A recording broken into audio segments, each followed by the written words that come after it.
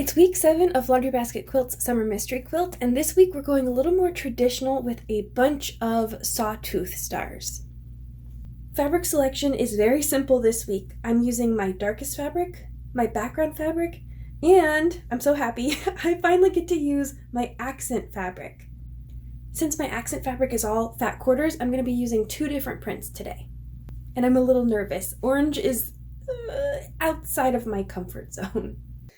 I'm not planning on finishing all of my block state because my wrist needs a little bit of a rest. It's sort of been sore and achy because there was just so much cutting last week.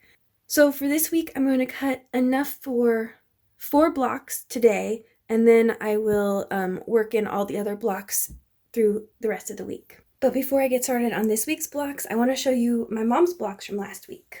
I only finished these yesterday. They took me forever. I am so glad to have them done, but I am worn out. There's not much contrast between these 2 colors, so I didn't have 2 dramatically different mock-ups to choose from. This is what I ended up with. I didn't try to overthink it or anything. I'm just going to stick with this. Here's what I'm working with. My centers and my corners, which I don't need for quite a while, so I'm going to set those aside. And then I have these pieces to do my 4 at a time, no waste flying geese. My accent colors are split between these 2 fabrics. This is one of the techniques that I have yet to master, so bear with me. I'm going to take my background fabric and select the accent color I want to work with, and I'm going to put a square on either side like this. And they should overlap evenly in the middle. At this point, you might want to add pins to keep the squares exactly where you want them to be, but I have an irrational hatred of pins, so I'm going to use a little bit of glue. I'm going to put just a dab in both of these corners, and then a dab under this one and a dab under that one. And all of this will end up in the seam allowance, so I don't have to worry about any sort of nonsense in my finished block. Less is more with this, by the way. Just want as little as possible, just to keep it in place. Then, after this dries, because I'm not going to iron it, there was too much excess glue, I'm just going to let it air dry. After it dries, I'm going to draw the diagonal line from corner to corner, and then I'm going to sew a 1/4 inch seam on both sides of that line.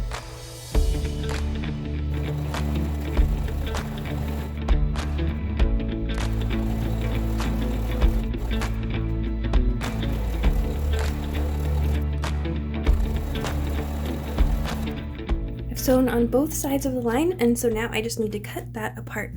You can use scissors, but I'm just going to use my rotary cutter.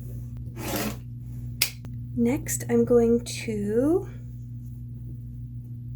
finger press this open, and then I can add my next square. Oh, I forgot to draw that line. The diagonal line, top to bottom.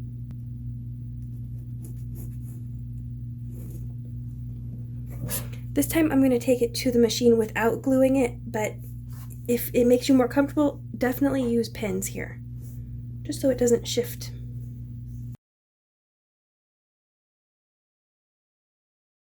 What a mess. I sewed those last seams, and then when I cut them apart on that diagonal line, I found out that I had made a pretty significant cutting mistake, so I had to rip out all those seams. I had to retrim. I got a hand cramp, blah, blah, blah. Long story short, I finished the 4 blocks I had set out to finish, but they're wonky. They're not looking great. Even with trimming, they're not quite right. So all things considered, I didn't really feel qualified to do a demo for this technique. So I'll show you my finished blocks, and I'll show you my mock-up, but that's it. In all honesty, I am not liking these blocks. I don't really like the colors, and the orange isn't my favorite. So I'm not a huge fan. But when I combine them with all of the other blocks that I've made, they are just great. They pop. They're really great. And you can really see it in the mock-up. It's amazing how a block that you do not like can just really sing in the middle of a bunch of blocks that you love. That accent color is totally working in my opinion. Let me know if you had trouble with this block too, or if you have tips on how to get it right. I've used this 4 at a time flying geese method before, but it always turns out just a little bit off. So if you have any tips for me, I would love that. And also, I think it would be really helpful for the people who are watching this video to go down into the comments and get some tips because I can't help with this one. Let me know how your blocks went, and I'll see you next time. Sorry.